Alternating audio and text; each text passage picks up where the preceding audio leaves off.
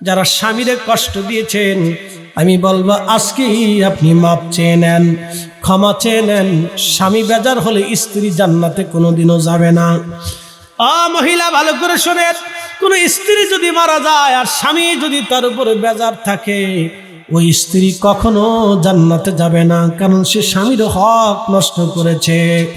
এদেশের বহু নারী আছে স্বামীরে কষ্ট দেয়, ওই স্ত্রী যদি মারা যায়, স্বামী যদি বেজার হয়, তাহলে কোনোদিন ওই স্ত্রী জান্নাতে যাবে না। কোন স্বামী যদি মারা যায়, স্ত্রীর হক যদি নষ্ট করে কবরে চলে যায়, স্ত্রী যদি মাপ না করে, স্বামী জান্নাতে যাবে না। স্ত্রী যদি ক্ষমা না করে, স্বামী জান্নাতে যাবে না, যদি স্ত্রীর হক সে আদায় না করে। এই জন্য স্বামী স্ত্রীর বিষয়টাকে আপনারা মর্যাদা দিবেন। একজন আরেকজনের লিবাস, সুখেও পাশে থাকবেন, দুঃখেও পাশে থাকবেন। আম্মাজান খাদিজাতুল কুবরার চরিত্র নিয়ে আসেন। আম্মাজান না খেয়ে দেখেছেন, জীবনে কোনোদিন রসুলকে কষ্ট দেন নাই, নবীজিকে কোনোদিন ব্যথা দেন নাই, কথা দিয়ে না, মন দিয়ে না, ব্যবহার দিয়ে না, এমনভাবে ভালোবাসা দিয়েছেন। নবী আর একটা বিয়েও কোনোদিন কল্পনা পর্যন্ত আম্মাজান থাকতে করেন নাই। আবার আমাদের নবী রসুল, তার প্রিয় স্ত্রী আমাদের মা জননী উম্মাহাতুল মুমিনিন তাহেরা তৈয়বা, ওনাকে এমনভাবেই ভালোবাসা দিয়েছেন, আম্মাজান জীবনেও কোনোদিন নবীর কথায় ব্যবহারে কষ্ট পান নাই। ভালোবাসার এমন উদাহরণ ছিল তাদের। কোটি কোটি টাকার সম্পদগুলি মা জননী রসুলের হুকুমে নবীর কথায় দান করে দিয়েছেন, একটা শব্দ পর্যন্ত উচ্চারণ করেন নাই। এটাই ছিল তাদের জীবনের ভালোবাসা। যদি বলেন আপনি রসুলের উম্মত, তাহলে এইভাবে জীবন গড়ুন। আল্লাহ এইভাবে জীবন গড়ার তৌফিক দিক, জোরে বলেন আমিন। আপনি বুঝেন নাই, আমি গত রমজানও বাচ্চা কাচ্চা নিয়ে মদিনা শরীফে গিয়েছিলাম।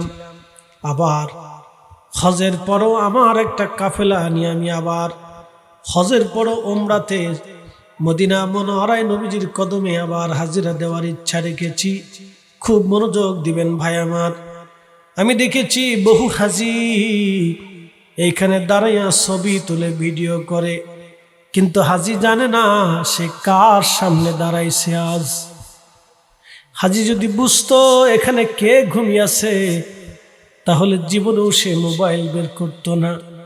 হাজি বুঝে না এইখানে এমন একজন মহামানব ঘুমিয়েছেন, যার ইশারাতে আমার আল্লাহর আকাশ থেকে বৃষ্টি হয়, যার ইশারায় চাঁদ দ্বিখণ্ডিত হয়, যার ইশারায় সূর্য উদিত হয়, যার ইশারায় সূর্য ডুবে যায়, যে ইশারা করলে সাগর শুকিয়ে যাবে, যিনি রবের দরবারে বলতে দেরি হবে, আল্লাহ খুশি হতে দেরি হবে না।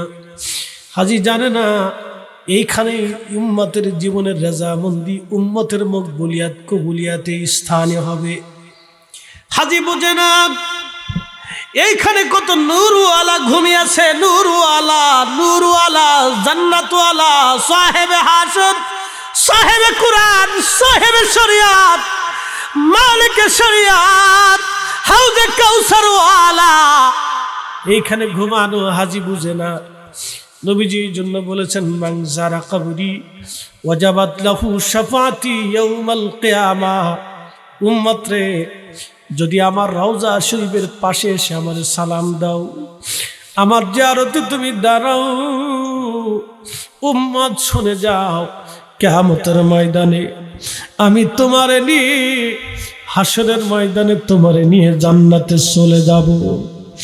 হাজি যদি বুঝতো এখানে দাম কত, এই মর্যাদা কত, হামাগুড়ি দিয়ে হলো হাজি মক্কা থেকে মদিনা শরীফে যাইতো।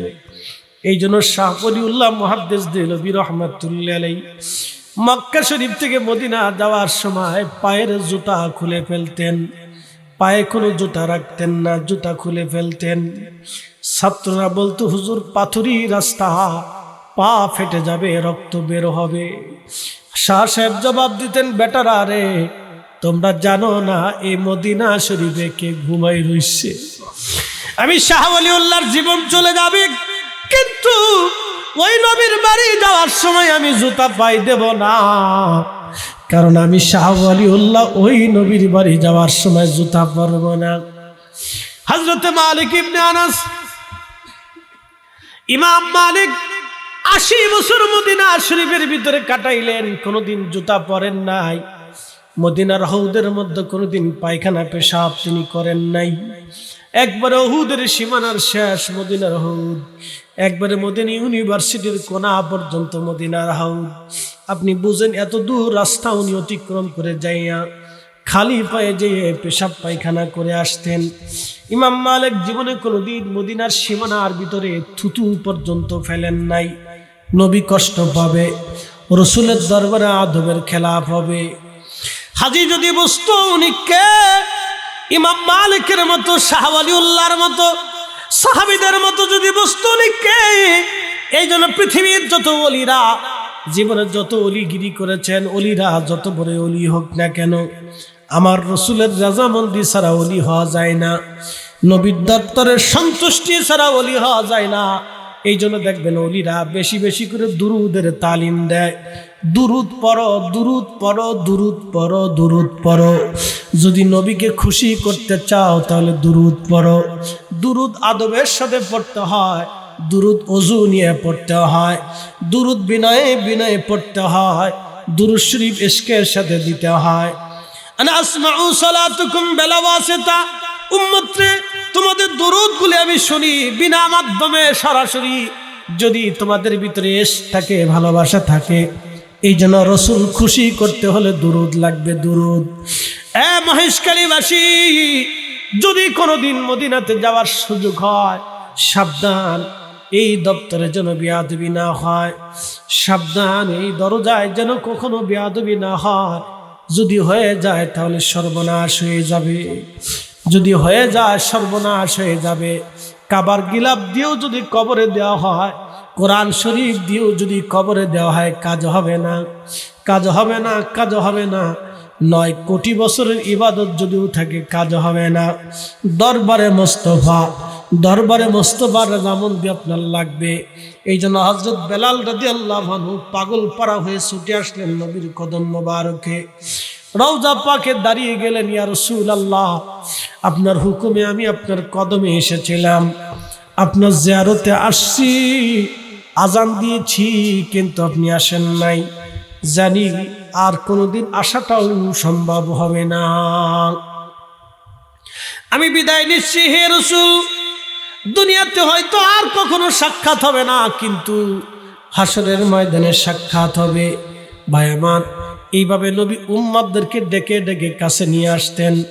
উসমান গনি জিন্নুরাইন রাদিয়াল্লাহু আনহু শহীদ হয়ে যাবেন। উনি জামিউল কোরআন, কোরআনের বড় খাদেম ছিলেন, তিনি কোরআনের শ্রেষ্ঠ খাদেম ছিলেন উসমান গনি। হযরত উসমান গনি জিন্নুরাইন শহীদ হয়ে যাবেন। তিনি সকালবেলা ফজর পড়ে কোরআন শরীফ নিয়ে কোরআন পড়তেছিলেন। ঠিক এমন সময় কোরআন পড়তে পড়তে ঘুমিয়ে পড়লেন। তন্দ্রা এসে গেল। স্বপ্নের ঘরে দেখতেছে রাহমাতুল লিল আলামিন নবীজি তশরিফ এনেছে। উসমান গনি সালাম দিলেন, ইয়া রাসূলুল্লাহ। নবীজি বলেন, উসমান কেমন আছো? বলে, হুজুর দুনিয়ার জঞ্জালে আমি আর তেমন ভালো নাই, কষ্টে আছি। উসমান গনি, দুনিয়া থেকে তুমি থাকবে না চলে আসবে? বলি, ইয়া রাসূলুল্লাহ, আমি আর দুনিয়াতে থাকতে চাই না, দুনিয়ার থেকে আমি চলে যেতে চাই। আল্লাহর নবী বলেন, উসমান তুমি তো রোজা আছো? বলে, হ্যাঁ ইয়া রাসূলুল্লাহ, আমি রোজা রেখেছি। আল্লাহর নবী বলেন, উসমান তাহলে তুমি চলে আসো। উসমান তুমি চলে আসো, তুমি তো রোজা আছো, আজকেই তুমি শহীদ হয়ে যাবা। উসমান, শাহাদাতের জন্য প্রস্তুতি নাও। উসমান রে চলে আসো, আমি আর তুমি দুইজন একসাথে আল্লাহর বেহেশতের ভিতরে আজকে ইফতার করব। একটা জবান বন্ধ থাকবে না, চিৎকার মেরে জোরে বলেন আল্লাহু আকবার। তিনি নবী ইচ্ছা করলে ডেকে নিয়ে জান্নাতে নিয়ে যেতে পারে। কথা বলে ঠিক না বেঠে? উসমান রে তুমি চলে আসো, আমি আর তুমি দুইজনে আজকে জান্নাতের ভিতরে একসাথে ইফতার করব, চলে আসো। আজকে তোমার সাথে আমার দেখা হবে, আসো।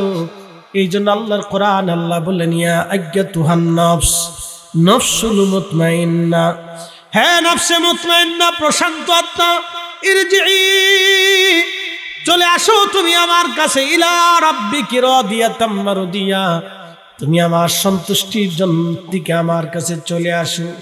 ফাদখুলি ফি ইবাদি ওয়াদখুলি জান্নাতি। এবার ইবাদত গুজার জান্নাতি বান্দারা যে জান্নাতে থাকে ওই জান্নাতে তুমি চলে আসো। মনে রাখবেন আয়াতের অনেকগুলি ব্যাখ্যা আছে। প্রথম ব্যাখ্যা হলো নফসে মুতমাইন্নার অধিকারী যারা, আল্লাহ তাদেরকে ডেকে নিয়ে চলে যায়। এই জন্য অলিদের ইন্তেকালের আগে অলিরা বলে যায় আমার সময় ঘনিয়ে গেছে, আমি রবের কাছে চলে যাব। অলিরা বলে দিয়ে যায় আমি চলে যাব, আমার সময় শেষ। অলিরা বলে যায় আমার সময় শেষ, আমি চলে যাব, আমার রব আমারে ডাক দিছে।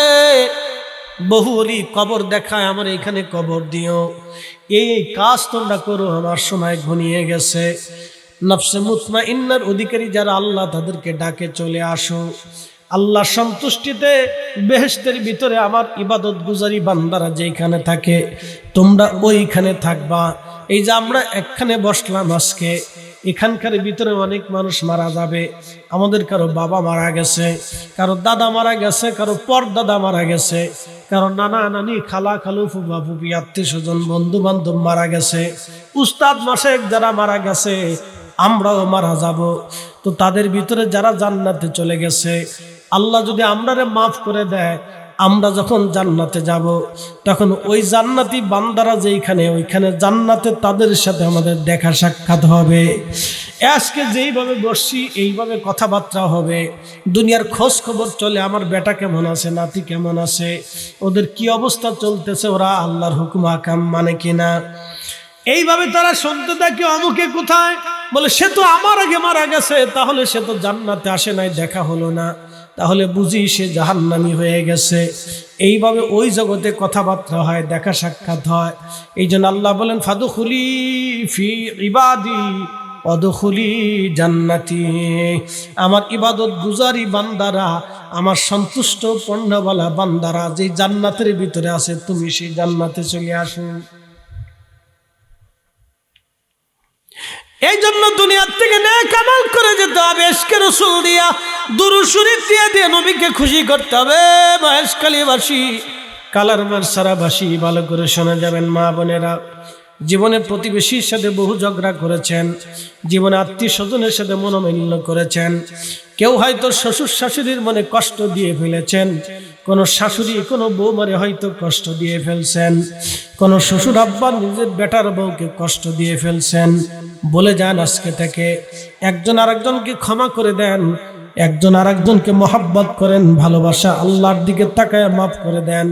মনে রাখবেন বান্দা বান্দাকে মাফ না করলে খোদা মাফ করবে না। একটা হকুল্লাহ আল্লাহর হক, আর একটা হকুল ইবাদ বান্দার হক। আল্লাহর হক প্রভু মাফ করে দিবে, ওয়াদা আছে, ইন্নাল্লাহ ইয়াগফিরুয যুনুবা জামিআ, তোমাদের জীবনের সব গুনাহ নিশ্চয়ই আমি আল্লাহ মাফ করে দিব। আল্লাহর ওয়াদা আছে তোমাদেরকে মাফ করে দিব। কিন্তু বান্দার হক যারা নষ্ট করেছেন, খোদা মাফ করবে না বান্দা মাফ না করা পর্যন্ত।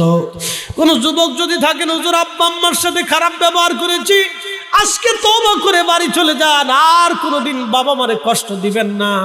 মনে রাখবেন ৪৪ লক্ষ বছর যদি কাবা শরীফের পাশে মাকামে ইব্রাহিমে দাঁড়ায় নামাজ পড়েন, ৪০ লক্ষ বছর যদি কাবা শরীফের পাশে মাকামে ইব্রাহিমে দাঁড়ায় আপনি নামাজ পড়েন, কাবা দেখে দেখে যদি নামাজ পড়েন, আপনি জান্নাতে যেতে পারবেন না যদি আপনার বাবা মা আপনাকে ক্ষমা করে না দেয়, মাফ করে না দেয়। ওয়াজ আমার শেষ। এই কথাগুলি যারা বুঝবেন তারা বুঝে যান। আমি জানি প্রেমে পাগল সে তো মদিনাম, ওরে প্রেমানলে পুরে মরি, প্রেমানলে পুরে মরি, ওহে রব্বানা। আমি জানি প্রেমে পাগল সে তো মদিনা। সালাতুন ইয়া রাসূলুল্লাহ আলাইকুম, সালামুন ইয়া হাবিবাল্লাহ। আহা সালাতুন ইয়া রাসূলুল্লাহ আলাইকুম, সালামুন ইয়া হাবিবাল্লাহ। এ মহেশখালীবাসী, হযরত বেলাল অজ্ঞান হয়ে পড়ে গেলেন, হুঁশ নাই, আর তিনি আজান দিতে পারেন নাই। হুঁশ ফিরে আসার পরে রওজা পাকে দাঁড়িয়ে গেলেন। বুঝে সাহাবীরা বললেন, হুজুর গিরগিটি কেন মারবো? নবীজি জবাব দিলেন, সাহাবীরা রে, গিরগিটি এই জন্য মারবা, আমার মিল্লাতের বাবা ইব্রাহিম আলাইহিস সালামকে যখন আগুনের মধ্যে ফেলে দিল নমরুদ, আগুন জ্বলতেছিল, এই গিরগিটি আগুনের অদূরে দাঁড়িয়ে ফু দিচ্ছিল। আল্লাহ ডাক দিলেন, গিরগিটি কেন ফু দাও? বলে, রাব্বি আগুন যাতে বেশি করে জ্বলে সেই জন্য ফু দিচ্ছি। আরে সাহাবীরা, যদি কোনোদিন এই গিরগিটি পাও তাকে মেরে ফেলবা, ছেড়ে দিবা না। সে আমার মিল্লাতের বাবার দুশ্মন, ওটা আল্লাহর দুশ্মন। ফু মারল এক গিরগিটি, কিন্তু শাস্তি পেল কিয়ামত পর্যন্ত। যত গিরগিটি আসবে সবাই শাস্তি পাবে, কারণ এই জাত আল্লাহর নবীর সাথে দুশ্মনী করেছিল। এই জন্য আল্লাহর রসুলের ইজ্জত নিয়ে যারা সিনিমিনি খেলে, নবীর সম্মানের চাদরে যারা হাত দেয়, বাজান মহেশখালীবাসী খোদার কসম করে বলি, এরাই হলো জমানার নিকৃষ্ট জাত। কথা বলেন ঠিক কিনা? এসেছেন যত নবী সকলের ইমাম, সালাম নবী তোমায় হাজারো সালাম ইয়া নবী।